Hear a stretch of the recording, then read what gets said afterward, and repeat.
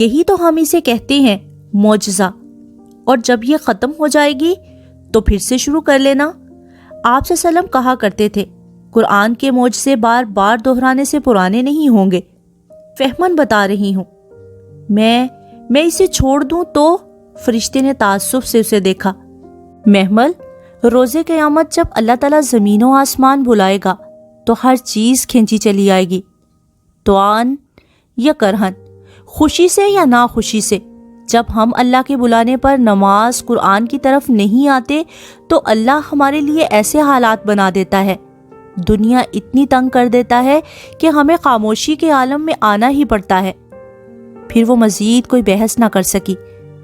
اسے فرشتے کی بات سے بے حد خوف آیا تھا۔ اسے لگا وہ اب کبھی قرآن نہ چھوڑ سکے گی۔ اگر اسے پتا ہوتا اس ایک لفظ میں اس کی زندگی کا سب سے بڑا امتحان چھپا ہے تو وہ اسے کبھی مس نہ کرتی، اور نہیں تو اس کا مطلب لغت میں ہی تلاش کر لیتی، مگر جانے کیسے وہ اس سے لکھنا رہ گیا تھا۔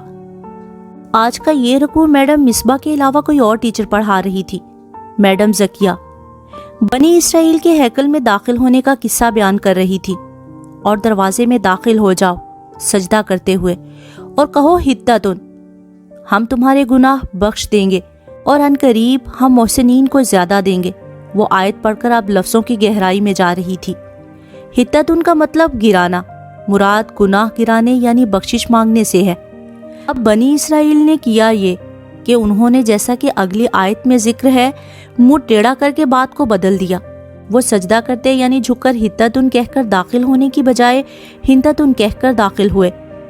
حنتتن کہتے ہیں وہ تیز تیز قلم چلا رہی تھی کہ کسی نے برہمی سے پین اس کے رجسٹر پر رکھا۔ اس نے ہڑبڑا کر سر اٹھایا۔ ایک کلاس انچارج اس کے سر پر کھڑی تھی۔ بعض لوگ قرآن پڑھتے ہیں اور قرآن ان کے لیے دعا کرتا ہے، اور بعض لوگ قرآن پڑھتے ہیں تو قرآن ان پر لعنت کرتا ہے۔ کیا ہوا میم؟ آپ رجسٹر قرآن پر رکھ کر لکھ رہی ہیں۔ انچارج نے صدمے سے اسے دیکھا تو اس نے گھبرا کر قرآن نیچے سے نکالا۔ یہ اس کا تجوید کا قرآن تھا، سمپل آف وائٹ جلد والا۔ Sorry ma'am. اس نے قرآن احتیاط سے ایک طرف رکھا اور رجسٹر پر جھک گئی۔ پھر ادھر ادھر ساتھ والی لڑکیوں کے رجسٹر پر جھانکا تاکہ دیکھ سکے کہ حنتتن کا کیا مطلب میڈم نے لکھوایا ہے، مگر اس نے کچھ نہ لکھا تھا۔ قرآن کی کلاس تھی، وہ بول نہ سکتی تھی، سو مایوسی سے واپس اپنے نوٹس کو دیکھا۔ صفحے کی لائن یہاں ختم ہوئی تھی، وہاں اس نے لکھا تھا حنتتن یعنی گند۔ گند کے دال کے آگے صفحہ ختم تھا۔ بعض دفعہ ہم میکانکی انداز میں لکھتے ہوئے جب صفحہ ختم ہو جائے تو آگے جو بھی چیز ہو، بھلے نیچے رکھی ہوئی کتاب ہو یا ڈیسک کی لکڑی، اس پر لکھ دیتے ہیں اور بعد میں یاد ہی نہیں آتا کہ اس کا مطلب کیا ہے۔ وہ اس ادھورے لفظ پر حیران ہوئی، کوئی سینس نہ بنتا تھا، مگر خیر وہ آگے لکھنے لگی۔ سوچا بعد میں کسی سے پوچھ لے گی، مگر بعد میں یاد ہی نہیں رہا۔ چھٹی کے وقت اس نے ہمایوں کو اپنا گیٹ بند کرتے دیکھا۔ وہ ہک چڑھا کے پلٹا ہی تھا کہ وہ سامنے آ کھڑی ہوئی، پنک سکارف میں مقید چہرہ، کندھے پہ بیگ، سفید یونیفارم اور سینے پہ ہاتھ باندھے وہ تیکھی نظروں سے اسے دیکھ رہی تھی۔ یہ تبدیلی کیسے آئی؟ وہ بے اختیار مسکرا دیا، غالباً اچھے موڈ میں تھا۔ محمل اسی طرح تیکھی نظروں سے اسے دیکھی گئی۔ خیریت؟ وہ 2 قدم آگے بڑھا۔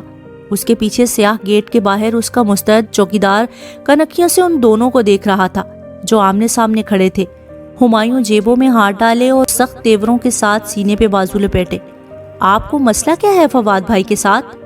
شاطر مجرم کسی بھی پولیس آفیسر کے لیے چیلنج ہوتا ہے، اور مجھے چیلنج لینے میں مزہ آتا ہے۔ اس مزے میں آپ الٹا پھنس گئے تو؟ میں کیوں پھنسوں گا؟ تم نے کورٹ میں مکر جانا ہے نا؟ آپ کو کس نے کہا کہ میں مکر جاؤں گی؟ کیا مطلب؟ وہ یک لخت چونکا۔ وہ اسی طرح اسے چپتی نگاہوں سے دیکھتی ہوئی پلٹی اور سینے پر بازو لپیٹے سر جھکائے سڑک پر چل دی۔ عقل کے سارے راستے دھوئیں میں گم ہوتے تھے۔ وہ کچھ سمجھ نہ پا رہی تھی۔ کتنے دنوں بعد وہ شام کی چائے سرو کرنے ٹرالی دھکیلتے لان میں لائی تھی۔ لان میں سب بڑے یوں ہی بیٹھے تھے، ادھر ادھر کی خوش گپیاں، تبادلہ خیال چل رہے تھے۔ محمل، آغا جان اسے مسکرا کر دیکھ کر غفران چچا کے ساتھ بات کرنے میں مصروف ہو گئے۔ نائمہ اور فضا نے معنی خیز نگاہوں سے ایک دوسرے کو دیکھا۔ جب سے فواد جیل گیا تھا ان دونوں کا الائنس تائی مہتاب سے ہٹ کر بن چکا تھا۔ دونوں کے خواب اسے داماد بنانے کے چکنا چور ہو چکے تھے۔ اور اب وہ مزید تائی کی خوشامدی کرنے کی بجائے انہیں بے رخی دکھانے لگی تھی۔ یہ لیجیے آغا جان، اس نے بھی پورے اعتماد سے کپ انہیں تھمایا اور پھر تائی مہتاب کو جو الگ سی گمسم سی بیٹھی تھی۔ تھینک یو محمل، جانے انہوں نے کس دل سے بظاہر مسکرا کر کہا۔ فضا نے آنکھوں میں نائمہ کو ہلکا سا اشارہ کیا۔ نائمہ نے کہہ کر سر جھٹکا۔ ان کی سمجھ میں نہیں آ رہا تھا کہ یہ اچانک وہ اس پہ اتنے مہربان کیوں ہو رہے ہیں۔ وہ خالی ٹرالی لیے اندر آئی تو سیڑھیوں سے اترتا حسن جو شرٹ کے کف بند کر رہا تھا اسے دیکھ کر لمحے بھر کو رک گیا۔ محمل، ایک پرانا منظر اس کی آنکھوں کے سامنے لہرایا تھا۔ فواد کا یوں اترنا، پھر اس کا اسے چائے دینا اور وہ انگلیوں کا ٹکرانا۔ منظر وہی تھا، بس چہرہ بدل چکا تھا۔ اس کی آنکھوں میں کرچیاں سی چبھنے لگی۔ مومن ایک سوراخ سے دوبارہ نہیں ڈسا جا سکتا۔ وہ تیزی سے کچن کی طرف آئی۔ محمل رکو، سنو۔ وہ سرعت سے اس کے پیچھے لپکا اور کچن کے دروازے پہ ٹھہر سا گیا۔ اندر مسرت کپڑے سے سلیب صاف کر رہی تھی۔ محمل ساتھ ہی کرسی پر رخ موڑے بیٹھی تھی۔ اونچی بھوری پونی ٹیل جس سے اس کی گردن پیچھے سے جھلکتی تھی اور کرتے کے اوپر دوپٹے کو شانوں پہ ٹھیک سے پھیلائے ٹانگ پہ ٹانگ چڑھائے وہ چہرہ موڑے بیٹھی تھی۔ اس کے اس سائیڈ پوز سے حسن کو اس کی جھکی آنکھوں کا سوگوار سا رنگ دکھائی دیا تھا۔ اسے لگا وہ بہت بدل گئی ہے۔ محمل، مجھے تم سے بات کرنی ہے۔ مسرت کا سلیب کو رگڑتا ہاتھ تو رک گیا تھا۔ انہوں نے حیرت سے گردن موڑی۔ حسن، چچی، محمل کو کہیں ذرا میری بات سن لے۔ انہوں نے اسے دیکھا جو بے تاثر سی لب بھینچے سر جھکائے کرسی پہ بیٹھی تھی۔ محمل، حسن بلا رہا ہے۔ میں ان کے باپ کی نوکر ہوں جو آؤں؟ اس کا دل چاہا کہ وہ یہ کہہ دے، مگر صبح ہی تو فرشتے نے اسے کہا تھا۔ محمل، مسرت نے پھر پکارا۔ انہیں جو کہنا ہے یہی کہہ لے، منظور نہیں ہے تو بے شک نہ کہیں۔ وہ سر جھکائے ٹیبل کو دیکھ رہی تھی۔ وہ قسم اسے اب آخری سانس تک نبھانی تھی۔ محمل، تم سمجھتی کیوں نہیں ہو؟ وہ اس کے سامنے آیا۔ وہ تمہیں فواد کے لیے استعمال کر رہے ہیں۔ تم خود کو اس کیس میں مت الجھاؤ۔ اس نے گردن اٹھائی۔ وہ سامنے کھڑا فکر مندی سے اسے دیکھ رہا تھا۔ محمل کا چہرہ بے تاثر تھا، بالکل سپاٹ۔ آپ نے کہہ لیا جو کہنا تھا، اب آپ جا سکتے ہیں۔ اس نے آلووں کی ٹوکری قریب کھسکا کر چھری اٹھا لی۔ وہ چند لمحے بے بس سا اسے دیکھتا رہا، پھر تیزی سے باہر نکل گیا۔ مسرت الجھی سی اس کے قریب آئی۔ کس کیس کی بات کر رہا ہے حسن؟ آلو گوشت میں بناؤں گی، آپ قورمہ دیکھ لیجئے گا اور کھیر بھی، کیونکہ میں نہیں چاہتی کسی کو کوئی شکایت ہو۔ وہ اب مگن سی آلو چھیل رہی تھی۔ مسرت گہری سانس لے کر سلیب صاف کرنے لگی۔ وہ جانتی تھی کہ اب وہ نہیں بتائے گی، اور وہ آلو چھیلتے اس عجیب سی بات کے بارے میں سوچ رہی تھی جو صبح اس کو فرشتے نے کہی تھی، جب وہ رشتہ داروں اور یتیموں کے ساتھ حسن سلوک کی آیتیں پڑھ کر تڑپ گئی تھی اور پوچھا تھا کہ جو لوگ یتیموں کا مال کھاتی ہیں ان کے لیے کیا سزا بتائی گئی ہے۔ یتیموں سے پہلے قرابت داروں کا ذکر ہے محمل۔ میں اور میری ماں قرابت داروں کی جیسے خدمت کرتی ہیں، آپ سوچ بھی نہیں سکتی۔ تو اس خدمت کا کبھی ان کو احساس بھی دلایا؟ اماں تو ہر وقت جتی رہتی ہیں، مگر میں ادھار رکھنے کی قائل نہیں ہوں۔ وہ ایک کہیں تو میں 10 سناتی ہوں، ایک ایک آئٹم گنواتی ہوں جو بناؤں۔ اس نے فخر سے کہا، اور پھر فرشتے کا سنجیدہ چہرہ دیکھا تو لگا کچھ غلط کہہ دیا ہے۔ یعنی سب کیا کرایا ملیا میٹ کر دیتی ہو؟ یہ تو ان پہ ظلم ہے۔ ظلم؟ میں ظلم کرتی ہوں ان پہ؟ وہ شاکڈ رہ گئی۔ ظلم کی تعریف کیا ہوتی ہے؟ کسی کے حق میں کمی کرنا۔ ایک کی ایک سنانا برابر کا بدلہ ہے، مگر 9 اوپر سنانا زیادتی ہے، ان کے حق میں کمی ہے۔ وہ مجھے جو بھی بول دیں اور میں آگے سے چپ کر جاؤں، ایک بھی نہ سناؤں؟ تم اگر سنا دو گی تو سب برابر کر دو گی، پھر تم ان کے کیے کا شکوہ کسی سے کرنے کی حقدار نہیں ہوگی۔ معاف کر دیا کرو، اور جانتی ہو معاف کرنا کیا ہوتا ہے؟ اس کا سر خود بخود نفی میں ہل گیا۔ اس کو دکھ نہ دینا جس نے آپ کو دکھ دیا ہو، ان کو ان کے رویے کا احساس تک نہ دلانا، کچھ نہ بتانا، یہ معاف کرنا ہوتا ہے۔ تم معاف کر دیا کرو، صبر کیا کرو۔ ساری زندگی صبر ہی تو کیا ہے میں نے۔ وہ صبر نہیں ہوتا جو تم کرتی ہو۔ صبر وہ ہوتا ہے کہ اگر سر پر بھاری پتھر لگ جائے تو لبوں سے اف تک نہ نکلے۔ صبر وہ ہوتا ہے جو تمہاری ماں کرتی ہے۔ صبر اور معاف کرنے کے بعد ان کے برے رویے کے جواب میں اچھا رویہ دو۔ میں کیوں کروں یہ سب؟ وہ کیوں نہیں کرتے؟ رشتہ داروں کے ساتھ ویسا ہی رویہ رکھنا چاہیے جیسا وہ ہمارے ساتھ رکھتے ہوں۔ مگر آپ صلی اللہ علیہ وآلہ وسلم ایسا کرتے تھے کہ بدلے کی صلہ رحمی کرنے والا صلہ رحمی نہیں کرتا، اس پر تو آپ کو اجر ہی نہیں ملے گا۔ اجر تو تب ملے گا جب آپ برے کے جواب میں اچھا کریں۔ تم انہیں معاف کرو اور اپنا حق اللہ سے مانگو۔ انہوں نے میری جائیداد کھائی ہے، وہ چیخ پڑی تھی۔ ابا اپنی ساری پراپرٹی میرے نام کر کے گئے تھے، بہت غلط کر کے گئے تھے۔ پھر انہیں حق ہی نہیں تھا کہ ساری پراپرٹی وصیت کرتے، ان کا حق تو بس 1/3 پہ تھا، اس کو بے شک تمہارے نام وصیت کر جاتے، مگر باقی 2/3 حصے کی شرعاً تقسیم کی اجازت دے جاتے تو شاید تمہارے چچا لوگ اپنے حصے پر قناعت کر لیتے۔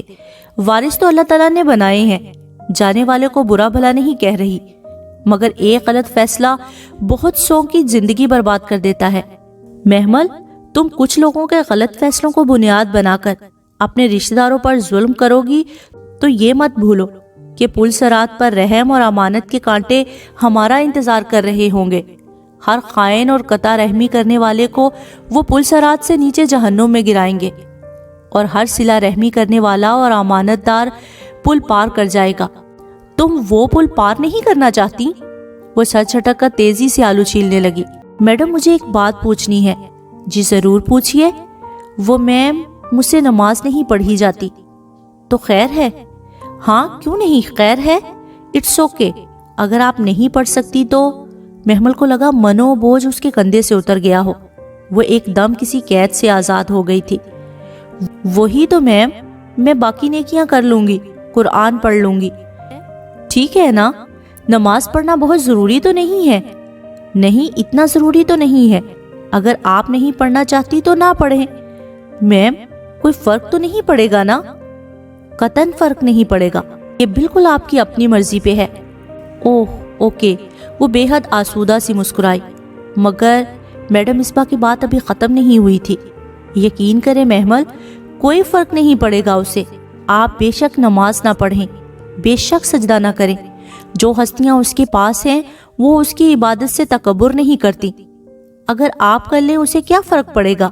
اس آسمان کا بالشت بھر بھی حصہ خالی نہیں ہے جہاں کوئی فرشتہ سجدہ نہ کر رہا ہو، اور فرشتہ جانتی ہو کتنا بڑا ہو سکتا ہے؟ جب اس پہاڑ پر رسول صلی اللہ علیہ وآلہ وسلم نے جبرائیل علیہ السلام کے پکارنے پر پلٹ کر دیکھا تھا تو جبرائیل علیہ السلام کا قد زمین سے آسمان تک تھا، اور ان کے پیچھے رسول صلی اللہ علیہ وآلہ وسلم کو آسمان نظر نہیں آ رہا تھا۔ ایسے ہوتے ہیں فرشتے۔ 70,000 فرشتے کعبہ کا طواف کرتے ہیں۔ یہ تعداد عام سی لگتی ہے، مگر جانتی ہو جو 70,000 فرشتے روز طواف کرتے ہیں ان کی باری پھر قیامت تک نہیں آئے گی۔ اس رب کے پاس اتنی لاتعداد ہستیاں ہیں عبادت کرنے کے لیے، آپ نماز نہ بھی پڑھیں تو اسے کیا فرق پڑے گا؟ میڈم مصباح جا چکی تھی اور وہ دھواں چہرے کے ساتھ کتابیں سینے سے لگائے ساکت سی کھڑی تھی۔ اس کو لگا وہ اب کبھی نماز چھوڑ نہ سکے گی۔ شام میں اس نے بہت اہتمام کے ساتھ نماز عصر پڑھ کے لاؤنج میں فون سٹینڈ کے پاس ہی بیٹھی تھی کہ نادیہ کو فون کرے۔ نائمہ چچی ماس کو کان سے پکڑے بے بس سی ڈانٹ رہی تھی اور وہ کان چھڑا کر چھپاک سے منہ چڑھاتا بھاگ گیا تھا۔ اتنا شیطان ہو گیا ہے یہ لڑکا، کیا کروں میں اس کا؟ وہ کمر پہ ہاتھ رکھ کر پریشانی سے بولی، اور محمل کی فون نمبر پریس کرتی انگلیاں رک گئی۔ شیطان ہو گیا ہے یہ لڑکا، اس نے زیر لب دہرایا۔ لفظ شیطان کا روٹ ورڈ کیا تھا؟ شین طا نون شتت، یعنی رحمت سے دور، اللہ کی رحمت سے دور۔ دھتکارا ہوا۔ او گاڈ، انہوں نے اپنے بچے کو اللہ کی رحمت سے دور ہوا کہہ دیا۔ چچی، اس نے ہولے سے انہیں پکارا۔ فون کا ریسیور ابھی تک اس کے ہاتھ میں تھا۔ ہاں؟ نائمہ چچی نے پریشانی سے چونک کر اسے دیکھا۔ ماس کو شیطان تو نہ کہیں چچی، اللہ نہ کرے وہ شیطان ہو۔ شیطان تو اللہ کی رحمت سے دور ہونے کو کہتے ہیں۔ اچھا بس کرو، 2 سپارے کیا پڑھ لیا، اب ہمیں سکھائے گی یہ؟ ان کا تو قبلہ ہی بدل گیا ہے۔ وہ استہزائیہ سے کہتی باہر نکل گئیں اور وہ جہاں تھی سن سی وہیں بیٹھی رہ گئی۔ ان کا تو قبلہ ہی بدل گیا ہے، وہ تکرار اس کے ذہن میں گونج رہی تھی۔ بہت پہلے ملنے والی سیاہ فام لڑکی ایک دم سے اسے یاد آئی تھی۔ اس میں تمہارا ماضی ہے، حال ہے اور مستقبل لکھا ہے۔ وہ سر جھکائے خاموشی سے برتن دھو کر ریک میں لگا رہی تھی۔ دھلی پلیٹوں سے پانی کے قطرے ٹپ ٹپ گر رہے تھے۔ اس کے ہاتھ سست روی سے کام کر رہے تھے۔ وہ کچن میں اکیلی تھی۔ اماں جانی کہاں تھی؟ باقی لوگ تو کام کے وقت کچن میں آنا مزاج کے خلاف سمجھتے تھے، مگر خیر اس نے سر جھٹکا۔ وہ اب کوشش کرتی تھی کہ ایسی سوچوں کو دل میں جگہ نہ دے۔ اب محسوس ہوتا تھا کہ اس نے اپنے بدصورت رویے سے اپنے اور ان کے درمیان فرق نہ رکھا تھا۔ پہلے وہ ہر چیز اس دنیا میں برابر کرنے پر تلی تھی، اب اس نے صبر کرنا شروع کر دیا تھا۔ زندگی ویسے بھی اب ٹف تھی۔ اب مسجد کی ٹیچرز نے اسے دیر سے آنے پر الٹیمیٹم دے دیا تھا۔ وہ خود بھی اپنی تجوید درست کرنے فجر کے بعد آنا چاہتی تھی کہ تب لڑکیاں اکٹھی بیٹھ کے تجوید پریکٹس کرتی تھی۔ صرف یہ مسئلہ تھا کہ فجر کے وقت فریج لاک ہوتا تھا۔ اس کے لاک کہنے پر بھی کسی پہ اثر نہیں ہوا تھا۔ اس کے پاس اپنے ناشتے کے پیسے نہ تھے، یا تو وہ ٹرانسپورٹ کا کرایہ ادا کرتی یا اپنا ناشتہ لا کر کرتی۔ سو اس نے ناشتہ قربان کر کے وین والے کو فیس دے دی اور روز صبح تہجد پہ اٹھ کر وہ آدھے گھنٹے اپنا ہوم ورک کرتی، پھر فجر پڑھ کر نکل جاتی، عصر کے قریب واپس آتی۔ ہمارے بزرگ کہا کرتے تھے علم فکر و فاقے کے بغیر نہیں آتا۔ ٹھیک ہی کہتے تھے۔ اس نے آخری پلیٹ ریک پہ رکھی، ٹونٹی بند کی اور ہاتھ خشک کرتی اپنے دھیان میں پلٹی تھی کہ کچن کے کھلے دروازے میں کسی کو کھڑا دیکھ کر ڈھٹکی اور پھر دوسرے ہی پل ساکت رہ گئی۔ کیسی ہو؟ فواد سینے پہ ہاتھ باندھے مسکراتے ہوئے اسے دیکھ رہا تھا۔ وہ گونگ سی بنا پلک جھپکے اسے دیکھے گئی۔ یہ کب واپس آیا؟ تم مجھے بہت یاد آئی محمل، میں ایک بہت بڑی سازش کا نشانہ بنا ہوں۔ اماں اماں، وہ ایک دم بلند آواز میں پکارنے لگی۔ خون ابلنے لگا تھا۔ اسے محسوس ہوا اس کا جسم کپکپا رہا ہے۔ کیا ہوا؟ مسرت بوکھلا کر اندر آئی اور پھر فواد کو دیکھ کر چپ سی ہو گئی۔ فواد بیٹا تم؟ چچی، وہ ان کی طرف بے قراری سے پلٹا۔ میرے ساتھ بہت بڑی سازش ہوئی ہے، یہ سب اس ASP کا کیا دھرا ہے۔ میں بھلا محمل کے ساتھ ایسا کر سکتا ہوں؟ محمل تم؟ وہ اب اس کی جانب مڑا۔ تم جانتی ہو میں بے قصور ہوں۔ ریکارڈنگ جو انہوں نے تمہیں سنائی وہ ان کے کسی فنکار کی تھی۔ ہم ان پولیس والوں کو بھتہ نہیں دیتے، اس لیے انہوں نے ایسا کیا۔ تم یاد کرو تم نے خود کہا تھا میں سائن کروانے چلی جاتی ہوں۔ میں نے اگر سودا کیا ہوتا تو میں خود تمہیں مجبور کرتا۔ وہ ایک دم چونکی۔ وہ ٹھیک کہہ رہا تھا، مگر آپ نے مجھ پر الزام لگایا کہ آپ نے مجھے رنگے ہاتھوں، اس سے آگے اس سے بولا نہیں گیا۔ وہ سب مجھے ASP نے رات کو کہا تھا کہ میں تمہارے اور اس کے درمیان آنے کی کوشش نہ کروں۔ بھلا بتاؤ میں ایسا کر سکتا ہوں؟ پھر مجھے یقین آ ہی گیا کہ تم جیسی باکردار اور پارسا لڑکی ایسا کر ہی نہیں سکتی۔ میں پورے گھر کے سامنے تمہارے کردار کی قسم کھانے کے لیے تیار ہوں۔ چچی آپ میرا یقین کریں۔ وہ بے بس سا مسرت کے پاس جھکا اور ان کے دونوں ہاتھ پکڑ لیے۔ یقین کریں میں نے کچھ نہیں کیا، لیکن اگر آپ سمجھتی ہیں کہ محمل میری وجہ سے بدنام ہوئی ہے تو میں محمل سے شادی کرنے کے لیے تیار ہوں۔ آپ جب کہیں آغا جان دھوم دھام سے محمل کو اپنی بہو بنائیں گے۔ آپ ہاں تو کریں، ایک دفعہ میری محمل سے شادی ہو جائے، پھر آپ دیکھیے گا کہ کسی میں ہمت نہیں ہوگی محمل پر انگلی اٹھانے کی۔ ہم وہ انگلی کاٹ دیں گے۔ اللہ گواہ ہے چچی، ہم ایسا کریں گے۔ فواد تم سچ کہہ رہے ہو؟ فرتے جذبات سے مسرت کی آنکھوں سے آنسو ابل پڑے۔ وہ جو ساکت سی سلیب کا سہارا لیے کھڑی تھی ایک دم بھاگتی ہوئی باہر نکل گئی۔ اس نے رات کا کھانا نہیں کھایا، بس سر منہ لپیٹے پڑی رہی۔ باہر چہل پہل کی آوازیں آ رہی تھی، ہنسی مذاق، باتیں، شور، کہکہے، دعوت کی طرح کا سما تھا۔ اشتہا انگیز کھانوں کی مہک اس کے کمرے تک آ رہی تھی، مگر اس کا کسی چیز کے لیے دل نہیں چاہ رہا تھا۔ وہ چت لیٹی دیر تک چھت پر گھومتے پنکھے کو دیکھتی رہی تھی۔ تینوں پر گول گول گھوم رہے تھے، بار بار ایک ہی مدار کے گرد چکر کاٹتے، آخر میں وہیں پہنچ جاتے جہاں سے چلے تھے۔ وہ بھی وہیں پہنچ گئی تھی۔ صبح پریئر ہال کی کشادہ سفید سیڑھیاں وہ ننگے پاؤں سست روی سے اتر رہی تھی۔ سفید شلوار قمیص کے اوپر پنک سکارف نفاست سے اوڑے، ایک ہاتھ ریلنگ پر رکھے، وہ جیسے پانی پر چلتی غائب دماغی سے نیچے اتری تھی۔ اس کو آج کچھ بھی اچھا نہیں لگ رہا تھا۔ وہ چپ چاپ اپنی جگہ پر آئی، بیگ ڈیسک پر رکھا اور گرنے کے انداز میں بیٹھ گئی۔ اگر کالج ہوتا تو یقیناً آج نہ آتی۔ اتنی ڈپریسڈ ہو گئی تھی کہ وہ پڑھ نہ سکی تھی، مگر وہ کالج نہ تھا، نہ ہی وہ پڑھنے آئی تھی، وہ تو سننے آئی تھی۔ بعض چیزیں اتنی حیرت انگیز ہوتی ہیں کہ انسان ان پر حیران ہونا ترک کر دیتا ہے۔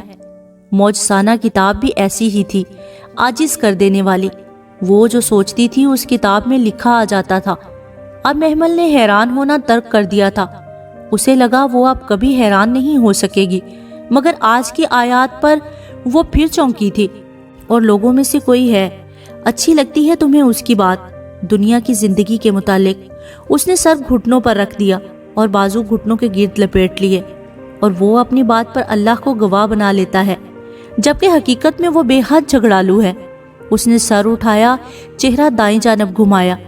پنک سکارف میں ملبوس لڑکیاں سر جھکائے تیزی سے قلم پیپر پر چلا رہی تھی۔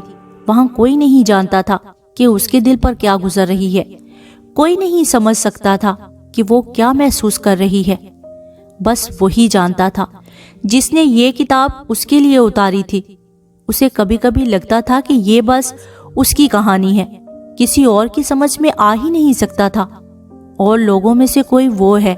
اس نے دونوں کن پٹیوں کو انگلیوں سے سہلایا۔ اچھی لگتی ہے تمہیں؟ وہ آہستہ سے اٹھی، سپارہ بند کیا اور کچھ بھی لیے بغیر سیڑھیوں کی طرف بڑھی۔ اس کی بات وہ دھیرے دھیرے زینے چڑھ رہی تھی دنیا کی زندگی کے متعلق۔ وہ آخری زینہ عبور کر کے برآمدے کی طرف بڑھی، اور وہ اپنی بات پر اللہ کو گواہ بنا لیتا ہے، جبکہ حقیقت میں وہ سخت جھگڑالو ہے۔ وہ تھکاوٹ سے باہر برآمدے کے سٹیپس پر بیٹھ گئی۔ سامنے ہرا بھرا لان تھا۔ وہ ستون سے سر ٹکائے لان کے سبزے کو خالی خالی نظروں سے دیکھے گئی۔ یہ تو اس نے اپنے دل سے بھی نہیں کہا تھا کہ اسے فواد کی بات اچھی لگی تھی۔ اس کی آفر دل فریب تھی، دلکش تھی۔ وہ اپنے دل سے اقرار کرنے سے ڈرتی تھی، مگر وہ تو ہر نگاہوں کی خیانت بھی جانتا ہے۔ اس سے کیسے چھپ سکتی تھی کوئی بات؟ مگر اس نے اسے ڈانٹا نہیں، ذلیل نہیں کیا جیسے لوگ کرتے ہیں۔ اس کا تماشا نہیں بنایا تھا جیسے خاندان والے بناتے تھے۔ اس کی بات سنی انسنی نہیں کی جیسے نادیہ کرتی تھی۔ کوئی ڈانٹ ٹپٹ لان تان نہیں کیا، بس وہی ایک نرم مہربان انداز جس کی تڑپ میں وہ قرآن سننے آئی تھی۔ وہ ڈانٹتا ہی تو نہیں تھا، اس کی طرح کوئی سمجھاتا ہی نہیں تھا، کوئی اس کی طرح تھا ہی نہیں۔ وہ وہیں بیٹھی تھی جب ساتھ میں وہ لڑکی آ بیٹھی۔ غالباً مڈ بریک تھی اور لڑکیاں اس میں بیٹھ کر تجوید کرتی تھی۔ وہ تھوڑی ہتھیلی پر رکھے چہرہ موڑے یوں ہی اسے دیکھے گئی۔ وہ لڑکی گھٹنوں پہ قرآن رکھے بائیں ہاتھ سے صفحے پلٹ رہی تھی۔ دایاں ہاتھ یوں ہی ایک طرف گرا پڑا تھا۔ مطلوبہ صفحہ کھول کر اس نے بائیں ہاتھ سے گرے ہوئے ہاتھ کو اٹھایا اور گود میں رکھا، پھر ٹھیک ہاتھ سے صفحے کا کنارہ پکڑے پڑھنے لگی۔ ان المسلمین والمسلمات۔ وہ رک رک کر اٹک اٹک کر پڑھتی، بار بار آواز ٹوٹ جاتی۔ وہ پھر سے شروع کرتی، مگر ہکلاہٹ زدہ زبان پھر ساتھ چھوڑ جاتی۔ مخارج صحیح نہ نکل پاتے۔ وہ بدقت تمام ایک الفاظ بولتی تو ساتھ گاں گاں آواز بھی آتی۔ یک دم محمل کو احساس ہوا وہ رونے لگی تھی۔ اس کا مفلوج دایاں ہاتھ بار بار نیچے گر جاتا۔ وہ بائیں ہاتھ سے اسے اٹھاتی، پھر سے تجوید سے پڑھنے کی کوشش کرتی۔ اس کی آنکھیں سرخ ہو گئی اور آنسو ابل کر گال پر لڑکنے لگے۔ وہ بائیں ہاتھ سے آنسو رگڑتی، دبی دبی سسکیوں کے ساتھ پھر سے کوشش کرنے لگی۔ محمل گمسم اسے دیکھے گئی۔ وہ اپاہج لڑکی اپنے اللہ سے بات کر رہی تھی۔ وہ اس کا بہت ہمدرد تھا۔ اسے محمل کی ہمدردی کی اس وقت ضرورت نہ تھی۔ لمحے بھر کو بھی اسے اس پر ترس نہیں آیا تھا، بلکہ رشک ہوا تھا۔ کوئی ایسے بھی تڑپ کر قرآن پڑھتا ہے جیسے وہ پڑھ رہی تھی؟ اور ایک ہم ہیں، برسوں اس مصحف کو لپیٹ کر سب سے اونچے شیلف میں سجائے رکھتے ہیں، اور بس سجائے ہی رکھتے ہیں۔ وہ ایسے ہی ہتھیلی ٹھوڑی تلے دبائے، گردن پوری اس کی طرف موڑے، پلکیں جھپکے بنا اسے دیکھے جا رہی تھی۔ وہ پھر سے ہکلاتی زبان میں پڑھنے لگی، مگر اسے ٹھیک سے پڑھا نہ جا رہا تھا۔ آنسو ٹپ ٹپ اس کی آنکھوں سے گر رہے تھے۔ دبی دبی سسکیوں کے درمیان وہ مسلسل استغفر اللہ کہے جا رہی تھی۔ عام سی شکل کی اپاہج لڑکی، اسے بے اختیار وہ سیاہ فام لنگڑی لڑکی یاد آ گئی۔ وہ کتنوں کو سہارا دیے ہوئے تھا، اور وہ کتنے بد نصیب ہوتے ہیں جو تلاوت کی آواز سن کر کان بند کر لیتے ہیں۔ کبھی میں بھی ان بد نصیبوں میں تھی۔ وہ آہستہ سے اٹھی اور سر جھکائے چل دی۔ برآمدے کی سیڑھیوں پر بیٹھی اپاہج لڑکی اسی طرح رو رہی تھی۔ وہ گیٹ بند کر کے اندر داخل ہوئی تو لان میں کرسیاں ڈالے تقریباً تمام کزنز بیٹھے ہوئے تھے۔ فواد بھی ان کے ساتھ ہی تھا۔ وہ کسی بات پر ہنس رہا تھا۔ شرٹ کا اوپری بٹن کھولے، قیمتی ریسٹ واچ پہنے، اس کے پرفیوم کی مہک یہاں تک آ رہی تھی۔ وہ کرسیوں کا دائرہ بنا کر بیٹھے تھے۔ یہ ندا تھی، جو اس کی بات دلچسپی سے سن رہی تھی، جبکہ آرزو بھی اسی دائرے میں لا تعلق سی بیٹھی تھی، اور فائقہ بھی، رضیہ پھپھو کی فائقہ، وہ بھی جیسے فواد سے احتراز برت رہی تھی۔ جیل جانے کے بعد بھلے تائی مہتاب جتنی تعویلیں پیش کرتی، فواد کی اہمیت اب وہ نہ رہی تھی۔ وہ کتابیں سینے سے لگائے سر کو جھکائے تیز تیز چلنے لگی۔ محمل، وہ برآمدے کے سٹیپ پر تھی جب فواد نے اسے بے اختیار پکارا تھا۔ اس نے ایک پاؤں سیڑھی پر رکھے گردن موڑی۔ وہ مسکرا کر اسے دیکھتا رہا تھا۔ آؤ بیٹھو، مجھے کام ہے۔ وہ روکھے تاثرات دے کر برآمدے کا دروازہ پار کر گئی۔ لان میں بہت سی معنی خیز نگاہوں کا تبادلہ ہوا تھا۔ اس کی ہمت کیسے ہوئی مجھے یوں سب کے سامنے بلائے؟ مائی فٹ۔ وہ پیر پٹکتی اندر آئی تھی۔ لاؤنج میں حسن نظر آیا تو ایک دم ٹھٹک کر رکی، پھر سر جھٹک کر اندر جانے لگی۔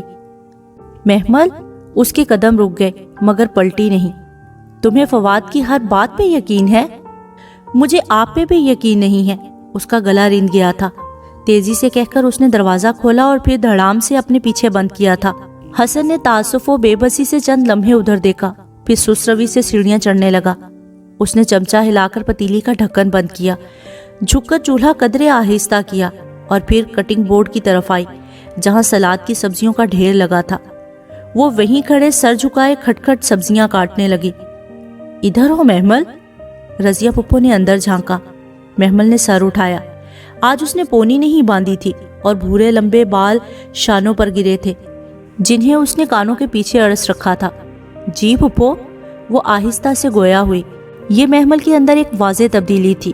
وہ پہلے کے جیسی بد لحاظ نہیں رہی تھی، ورنہ پہلے تو اسے مخاطب کرتے ہوئے ڈر لگتا تھا۔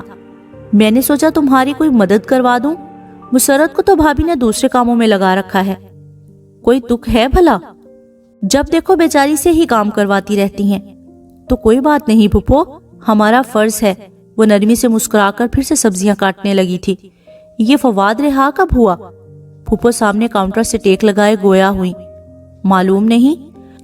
حق ہاں، بڑا ظلم کیا اس نے تمہارے ساتھ۔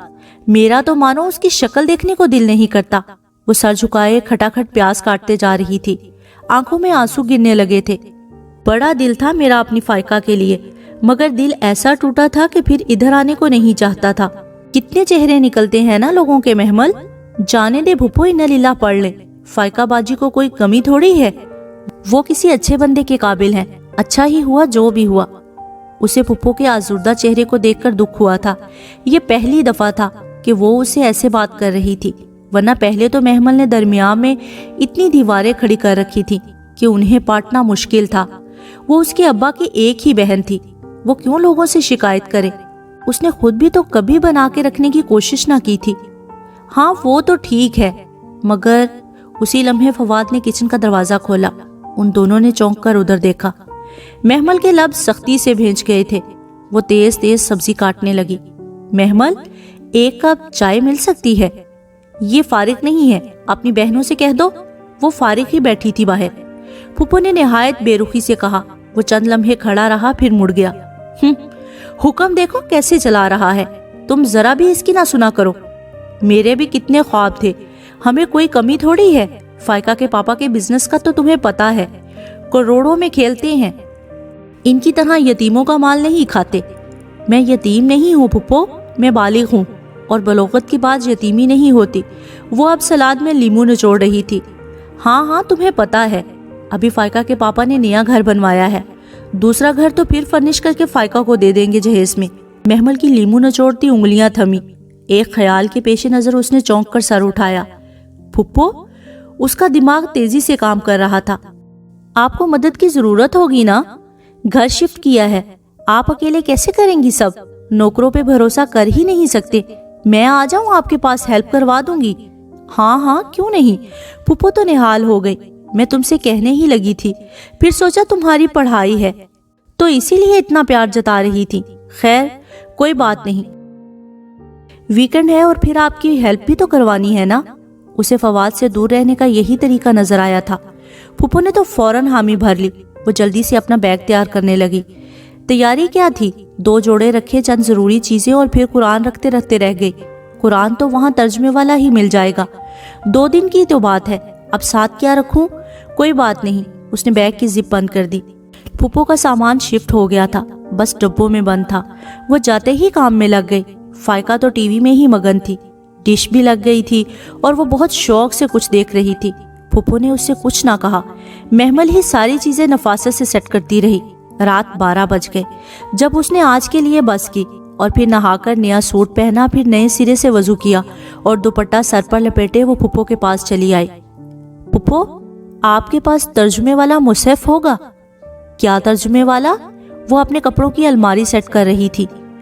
قرآن ہوگا؟ اس نے جلدی سے وضاحت کی۔ ترجمے والا تو فائقہ کی دادی کا تھا پچھلے گھر میں، مگر وہ کسی نے مانگ لیا تھا۔ ترجمے بغیر والا ہوگا۔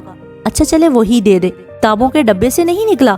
نہیں تو، میں نے تو خود ساری کتابیں ادھر رکھی ہیں۔